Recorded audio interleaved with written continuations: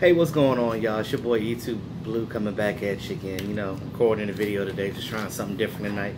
Just getting home from that work grind. Yeah, working overtime and stuff. Trying to, save up. You got to get your money, got to get your coins. So, how's Cowboy Nation doing? So,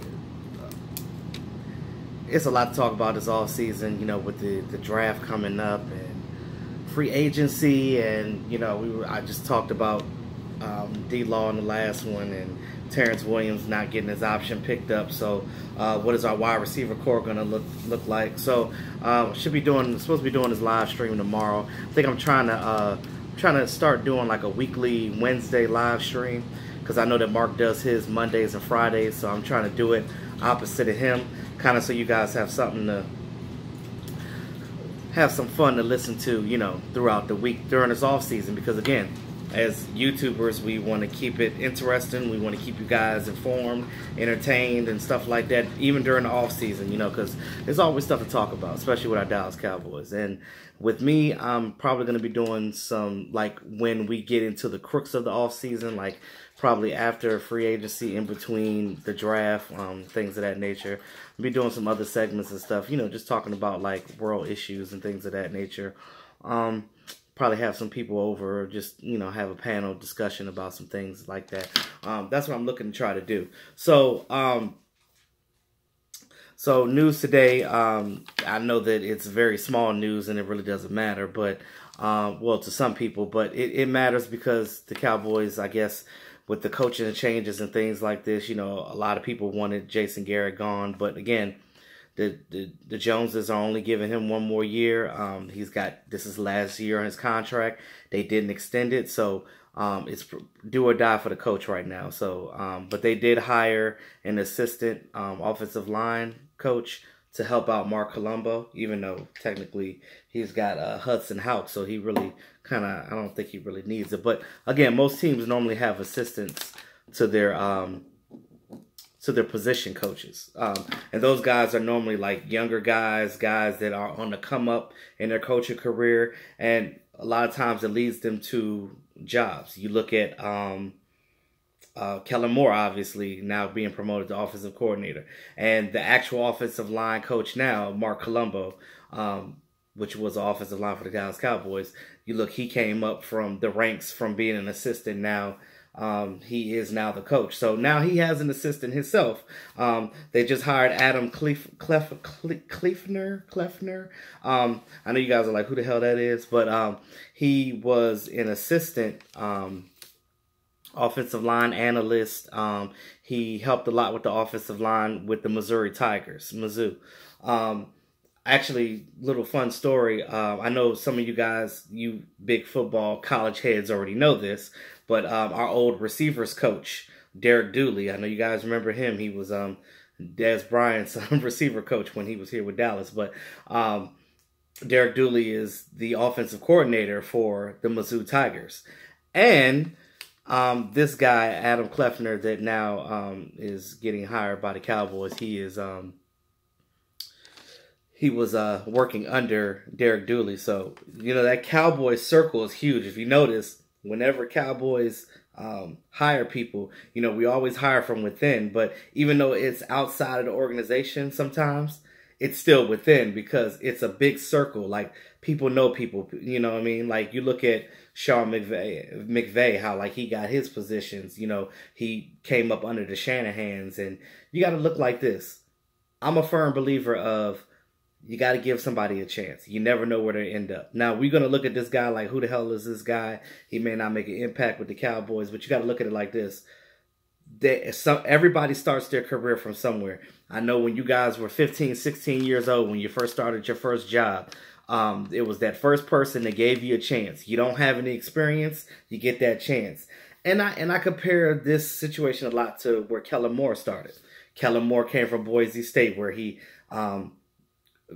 made crushed records and 50-3 record, and coming up with his own offensive schemes and being a player coach for the most part. But because he was short, left-handed, and not that athletic, It's funny because when you look at his college tape, he was moving around. But and I compare that to where he is now, getting a chance to retire early and getting a chance, the Cowboys taking a chance on him to work with the offense, and now he is the offensive coordinator. So, when you work hard, people notice you. So, a lot of people are like, oh, Kellen Moore, this and that. But, you got to give him a chance, because I look at it like this. You give Kellen Moore a chance, they hired this guy, Adam. Who knows where Adam will be? Adam might end up, when Mark Colombo gets too expensive for the Cowboys and he wants a head coaching position somewhere, this guy, Adam Kleffner, that we just signed, can maybe take his spot. So you never know who will end up in what position. So, I kind of like when they do coaching changes and stuff like that, and if I don't know the person, I try to do a little research on them. But again, if they're a young person just starting off their career, there's really nothing to go by. You just gotta take it for what it is. You know what I mean? You gotta give them a chance. And, first impressions are everything. And again, like I tell you guys before, let's not prejudge everything all the time, because I know as a fan base, we look at things as a microwave. We want things instant. But life doesn't work that way, unfortunately. So you have to look at things from a different perspective. And I know some of you guys don't want to hear that crap, but it's real. It's real life. And I'm a firm believer of hard work. Me personally, I've been a hard worker all my life. Now, I've had a lot of misfortunes and bad things happen in my life, but by the grace of God, I'm still here and trying to move forward. So again, with them hiring this guy, like I said, he may not matter to us right now, because it's Mark Colombo's offensive line right now. You look at how things progress, and this team right now is very different. It's going to be very different from what it was last season. You look at when we got rid of Paul Alexander mid-season, and we got rid of Paul Alexander, and all of a sudden Mark Colombo takes that offensive line spot as the coach, and all of a sudden the offensive line starts playing better. And Cowboys now hired his assistant, Adam Kleffner, and again, with experience, you get better. And that's just how it works. We ended the season with that bad loss to the Rams. And, soon after, Scott Linehan was let go. And this team is going to look very different next year. Now, we don't know to what extent. And again, the team is not finalized right now, because we don't know who our draft picks are going to be yet. We don't know who we're going to get in free agency. I know everybody's on the Earl Thomas pain train right now, and reports are out that it's mutual interest on both sides, and we've heard that before as well. So we'll see what happens. We'll see how much Earl Thomas is really interested in this team. And it's a lot of things. I love Earl Thomas as a player. He's a dynamic defensive guy. I mean, he's done a lot for the Seattle Seahawks. He helped pave the way for a lot of those other guys on that defense, like Richard Sherman and Cam Chancellor and things of that nature. So you look at, it's generational things. Your time is up where it's up. We know that he has interest in the Cowboys, and we have interest in him. And I know 90% of the fan base, at the very least, wants Earl Thomas in here, and if he comes, I'll be happy as well. I mean, he's a great guy. He's a great safety, and he definitely will be good to help out Jeff Heath and the guys. So I know you guys, like I said, you don't know who this guy is. Some of you guys that are college heads and are maybe Missouri fans, I mean, you probably heard of him, but like I said, I just take it like this. You take it with a grain of salt. It's a new hire. And it's definitely his chance to come and learn up under Mark Colombo, and one of the best offensive lines in the league that we have. Granted, we had a lot of injuries on that line, the stuff going on with Travis Frederick, but, I think that next year is going to be very different, and I'm optimistic about what we're going to do on the offensive line.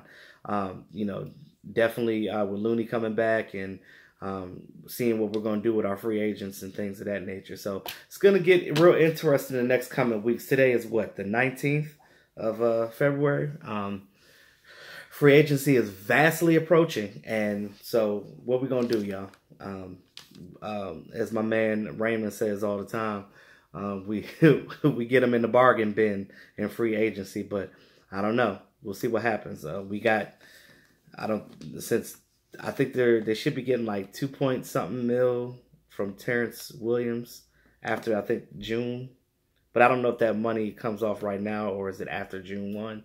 I got to look that up. But they got a little bit of money to play with. Also, I wanted to say, too, before I end this video, and I know I'm speaking to the choir for some of you, but I've heard comments on some people talking about like, oh, well, if Jared could get a yacht that's $250 million, he could sign all these players. You do know that that's different money, right?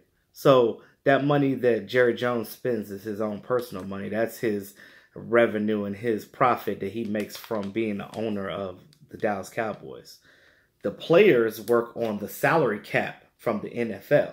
That's why there is a salary cap that the NFL regulates that normally goes up or stays the same every year depending on the year and how much revenue that last year brought.